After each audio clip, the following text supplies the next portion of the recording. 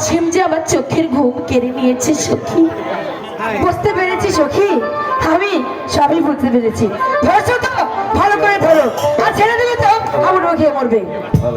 এবার এবার চলো, ওই বেগম সাহেবা তোমার জন্য অপেক্ষা করছে। তাই চলো তাই চলো সখী, তাই চলো।